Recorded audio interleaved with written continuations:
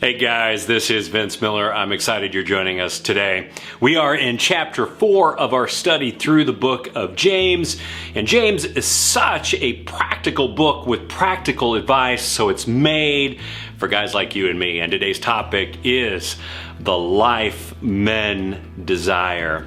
Now, before we dive in, I want you to do me a couple of favors. Right now, I want you to hit that subscribe button below so that you can get notified when new videos come out in this Bible study series. And you're going to want to get notified so that you don't miss out. Also, number 2, head over to the website at beresolute.org. That's beresolute.org, and do 2 things for me while you're over there. First, sign up for the Men's Daily Devotional.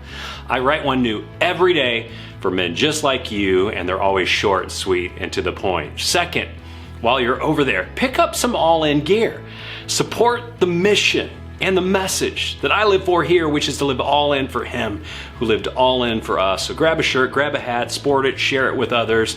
And if you like, snap a pic, share it with me over on Facebook or Instagram.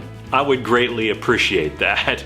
And with that, let's dive into our lesson for today from James chapter 4, the life men desire.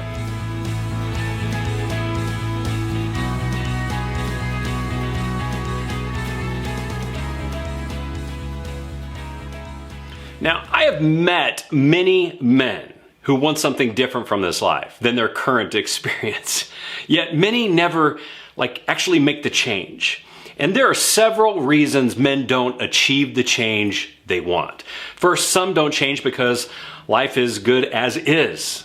Therefore, they don't really want to change. Others want to change but often don't know how to take the first steps. Still others may want the change but lack the passion and the emotion and the courage and the drive to make it happen. And then there are those who actually try. They give a full effort and then failing a few times to make the change and then give up on, following through with the change. Now, we got to remember, the change is possible because if either the pain or the incentives are high enough, men will change. They will.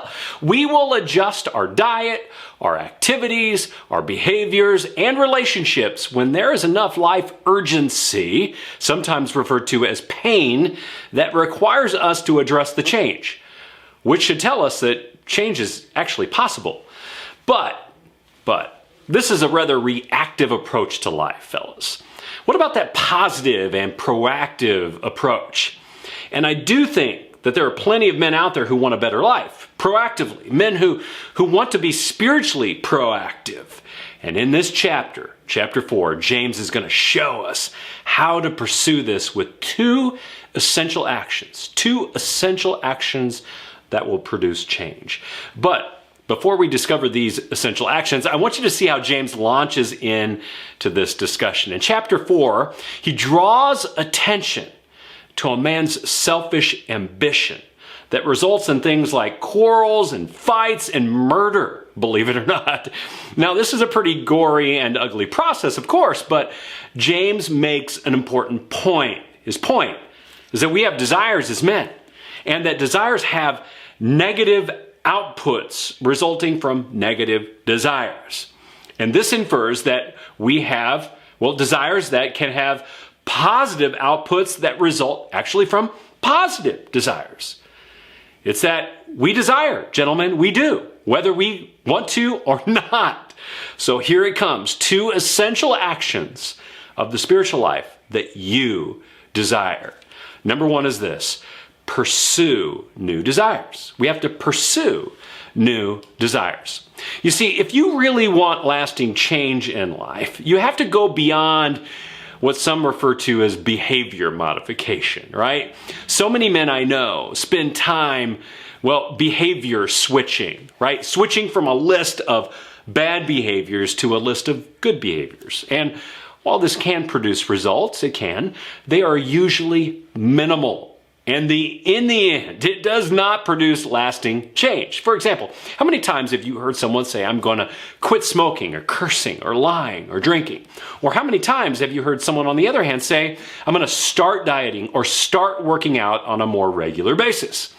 And I want to say this, these are all great behaviors to stop and start. They are worthy goals. But sometimes the change we want just doesn't happen because we're focusing our efforts on the wrong thing. Now, the only way to get lasting change is to permanently redirect the desires themselves and let the behaviors follow the desires. We have to want not only behavior change, but a desire change. This is a change of the man at the deepest level. And this is why I think Jesus calls followers to such a radical commitment, an all-in commitment. He wants his commitment to take precedence over all other commitments and human desires, because he knows our desires determine our direction. Our desires determine our direction. And in this chapter, James helps us to see how to do this. It's a twofold action. Now listen to this verse. It is one of the best in this chapter. James chapter 4, verse 7 reads this way: "Submit yourselves, therefore, to God. Resist the devil, and he will flee from you." Do you see the action and the counteraction here? Do you see his 1-2 punch for pursuing deeper change? It's a deadly boxing combo, a jab of submission with an uppercut of resistance. You see, James makes it clear that resisting temptation is not enough. Resistance by human effort misses that spiritual emphasis. Resistance without the Holy Spirit is simply list switching, and it's exhausting. And we may try, but at some point, we will switch back without effective spiritual help. James is clear in this text. Sin is fought with a supernatural effort. James infers we no longer submit to the desires of the enemy, which gives him his power. Instead, we submit to God and let his power resist the spiritual force of evil that opposes us. This is not mere human effort. It's a supernatural 1-2 combo that makes the devil flee. In submission to God, the desires for him resist that of the devil. Submission is resistance. And if you're wondering what this looks like, James is about to tell us. 2, you have to bring our desires under the will of God. We've got to actually bring our desires under the will of God. You see, later in this chapter, James really digs into what this looks like practically, and he's pretty straightforward about it. Here's what he says. He says, "Come now, you who say, today or tomorrow we will go into such and such a town and spend a year there and trade and make a profit. Yet you do not know what your tomorrow will bring. What is your life? For you are a mist that appears for a little time and then vanishes." Now, I love this section. It may feel a little cryptic, but James is telling us that our short-term desires and thus our short-term plans don't always align with God's long-term strategy, right? And we have all encountered moments like this. And these moments are, well, they're humbling, actually. Frequently, we learn that our desires are misaligned because, well, there was something we wanted when God wanted something different. When this happens, which it's going to, we're sometimes disappointed to discover that God's will and ours, well, didn't line up like we thought because we got so carried away by a potential profit or personal benefit. Right? And because this thing profited us, we ended up losing sight of God and his will. But James shows us how to get it aligned. It's remarkably simple. Here's what he says in verses 15 through 17. Instead, you ought to say, if the Lord wills, we will live and do this or that. As it is, you boast in your arrogance. All such boasting is evil. So whoever knows the right thing to do and fails to do it, for him, it is a sin. So here's how we bring our desires under the submission of God's will. We preach to our desires frequently. Frequently. Just like James suggests we do right here. You may know, we don't have a problem preaching to others when we're boasting, do we? No, we don't. And that's his point.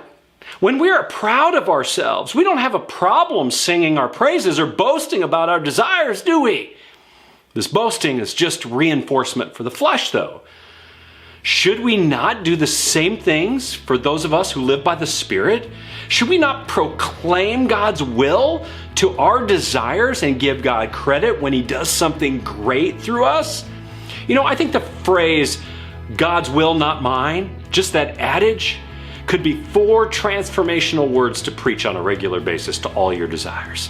These 4 words could be the transformational preaching your behaviors need. And it might transform more than just one behavior. It could transform all of them. And this is the point.